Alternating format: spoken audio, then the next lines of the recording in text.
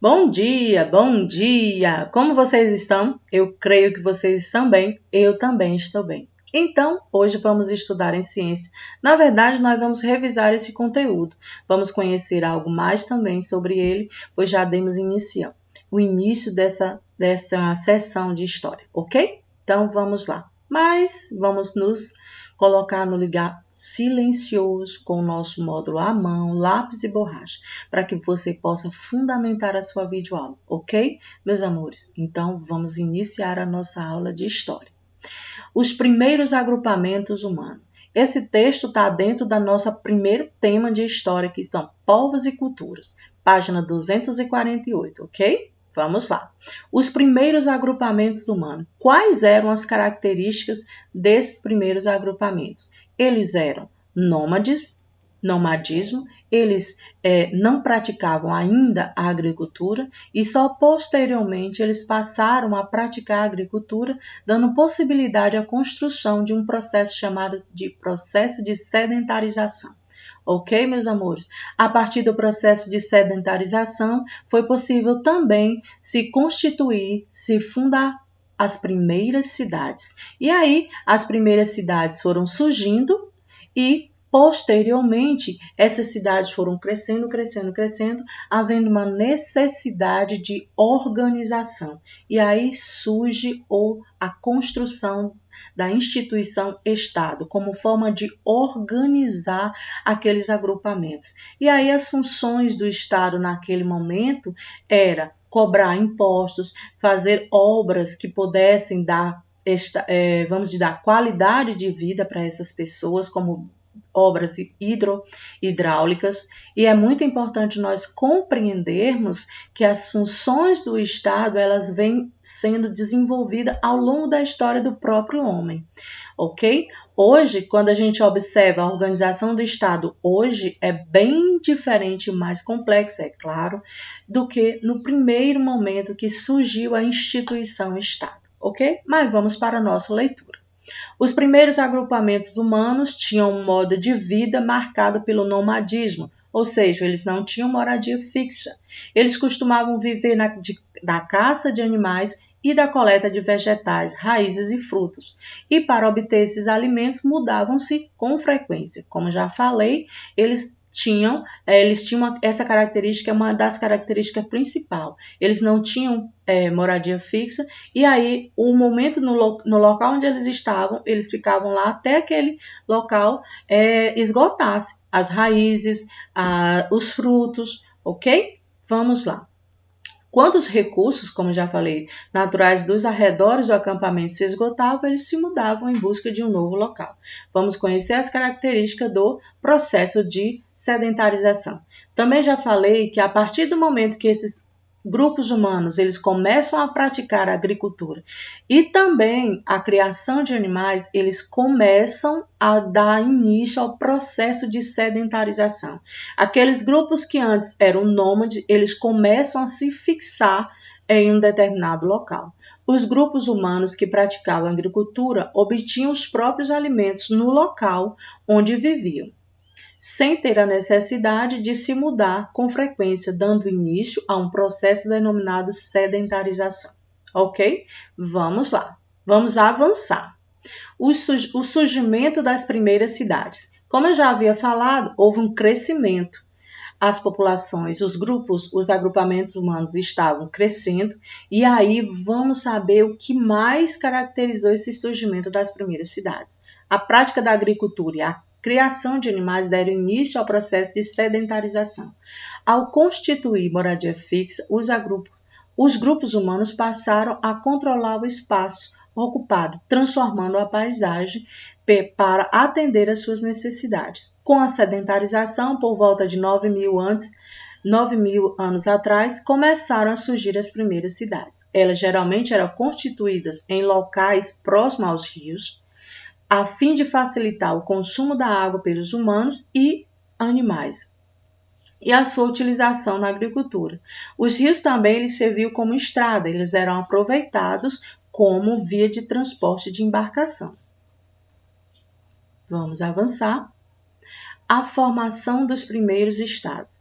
A prática da agricultura resultou num processo de sedentarização e no aumento populacional das aldeias. Como eu já havia falado, a partir do momento que o homem desenvolve a agricultura, que ele passa a criar animais, ele também transforma aquele espaço que ele antes não transformava, e ele também, os agrupamentos começam a crescer. E por conta desse crescimento, da prática da agricultura, da criação de animais, esses agrupamentos, eles necessitam de uma melhor forma de organização. Então, vamos lá. A administração dos primeiros estados na antiguidade envolvia controle da produção de alimentos, a cobrança de impostos e a construção de obras hidráulicas. Essas foram uma das primeiras funções dos primeiros estados, dessa instituição chamada Estado. Então, vamos lá. Nós estamos falando de antiguidade. Vamos saber que período é esse? Período histórico em que tem início o desenvolvimento da escrita e das primeiras civilizações. Agora já sabemos. Então, vamos lá. Os reis geralmente governavam sozinhos e o seu cargo era hereditário, impedindo a participação da população no poder político. O estabelecimento de regras de convivência e a criação de leis também fazia parte das atribuições do Estado. Ou seja, nós vemos aí que os primeiros estados que foram constituídos lá na antiguidade, eles tinham funções não tão complexas quanto as de hoje. Vamos estudar o papel do Estado hoje no nosso país, como ele é organizado? A organização política dos estados passou por muitas transformações ao longo da história. Atualmente, na maioria dos países, sua principal função é a de garantir o bem-estar da população. No Brasil, por exemplo, o Estado é governado por representantes escolhidos pela população por meio do voto. Já é bem diferente, né? Lembrando que lá na antiguidade, os reis, eles governavam sozinhos, sem a participação da população. E ser rei era um cargo hereditário, passava de pai para filho. Diferentemente de hoje. São as pessoas que fazem a escolha de quem vai representar, ok? Então, vamos lá. O Estado é governado por representantes escolhidos pela população por meio do voto e o governo é dividido entre 3 poderes, executivo, legislativo e judiciário, que atuam em conjunto para organizar a sociedade. Vamos lá, continuando. E aí nós temos uma atividade que com certeza ela será corrigida, ok? Estado e as práticas religiosas. Como essas duas instituições, elas se desenvolveram ao longo da história. A religiosidade ocupava lugar central entre os povos antigos, exercendo influência sobre diversos aspectos dessa sociedade, como as relações sociais, as decisões políticas, as produções artísticas e a maneira como os fenômenos naturais eram percebidos. Entre os povos antigos não havia separação entre a religião e o Estado, ou seja, eram 2 instituições que governavam e orientavam e organizavam a sociedade de maneira igualitária. Elas estavam no mesmo patamar, ok?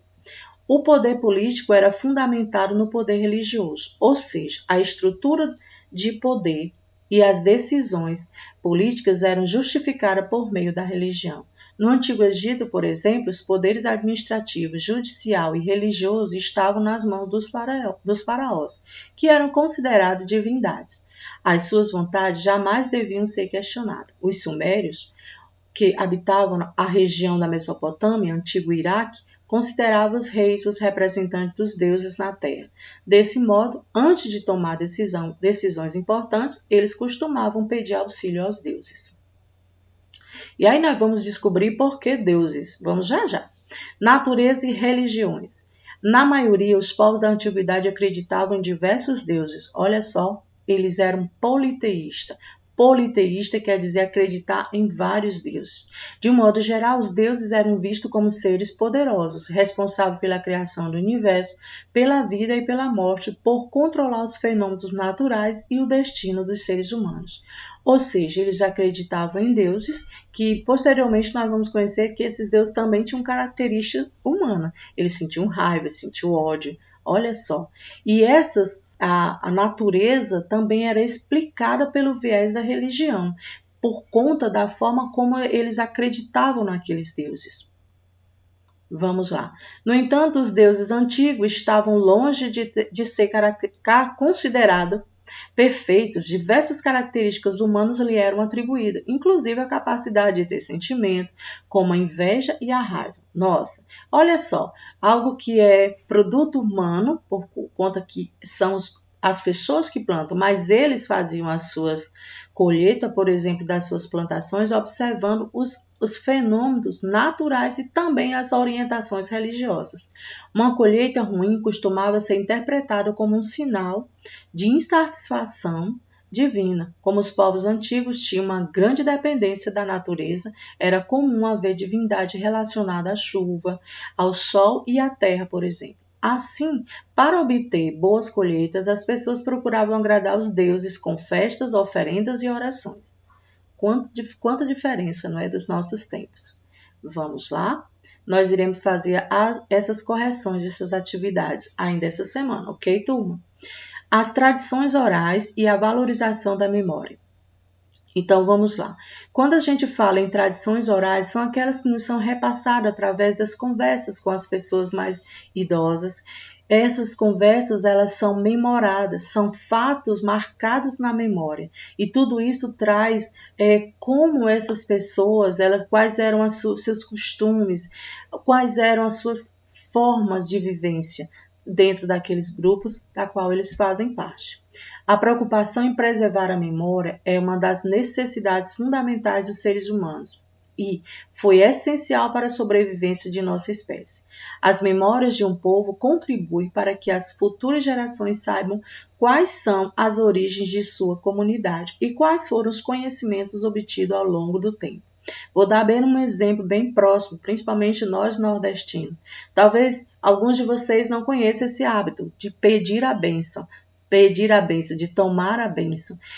Eu, por exemplo, tenho esse costume, porque vi de meu pai para com a minha avó e eu vi também todos os meus primos fazendo isso. Então, eu fui educada com esse hábito, que também é uma valorização da memória dos meus mais idosos, dos meus parentes, avós, tios. E isso é algo que fala da minha cultura, que fala da forma como eu fui educada. A transmissão dessas memórias pode ocorrer de diversas maneiras, como por meio da produção de imagem, da tradição oral e da tradição escrita. Vamos lá. Ao longo da história da humanidade, a tradição oral, ou seja, a transmissão por meio da fala, foi amplamente utilizada por diversos povos e em muitas sociedades teve relevância ainda maior antes da criação da escrita. Em diversas comunidades, a tradição oral permanece como uma das principais maneiras de comunicar conhecimentos. Nelas, as memórias são transmitidas por seus membros mais velhos, que são muito respeitados e valorizados por seu papel de guardiões da memória de seu povo. Então, vamos avançar. O surgimento da escrita. Quando surgiu a escrita? Nós vimos que a antiguidade ela dá início a esse período que surge a escrita. Quando surgiu a escrita? A escrita é uma das mais importantes invenções da humanidade. Por meio dela é possível organizar e sistematizar uma série de informações, comunicar-se e transmitir diferentes conhecimentos. E uma das primeiras formas de escrita que temos conhecimento foi criada pelos sumérios, na região da Mesopotâmia, há cerca de 6.000 anos atrás. É possível que ela tenha sido criada para atender às necessidades de controlar as produções e as relações comerciais. Antes, é importante dizer que esses povos eles praticavam o comércio e que essa forma de escrita que foi desenvolvida lá pelos sumérios, ela surge de uma necessidade daquele povo, principalmente da necessidade de fazer comércio com outros povos. Além dos sumérios, outros povos antigos desenvolveram diferentes formas de escrita, como os egípcios e os fenícios. Vamos avançar? Os primeiros calendários. Além da escrita, ao longo dos anos, as civilizações criaram diversas formas de organizar e registrar a passagem do tempo. Os primeiros calendários, por exemplo, foram criados com base na observação da natureza, seguindo as fases da Lua, a movimentação aparente do Sol ou uma combinação das duas. Por essas populações, Para essas populações, marcar a passagem do tempo era muito importante, pois assim podia organizar melhor as atividades relacionadas às colheitas e aos rituais. E aí nós vemos o quanto essas sociedades elas se baseavam e se fundamentavam toda a sua vida no poder da religião, o quanto que a religião e o quanto que a natureza era importante, foi importante para essas sociedades. Elas baseavam os seus calendários justamente em fenômenos naturais, ou seja, fenômenos da natureza. E a partir daí eles construíam os seus calendários. Ok, turma? Meus queridos, essa foi a nossa aula de história. Espero que vocês realizam na íntegra a leitura que lhe é proposta lá no roteiro. E é importante também que você possa fazer as atividades que estão propostas lá no roteiro. Tenhamos uma ótima tarde e um ótimo dia. Beijo!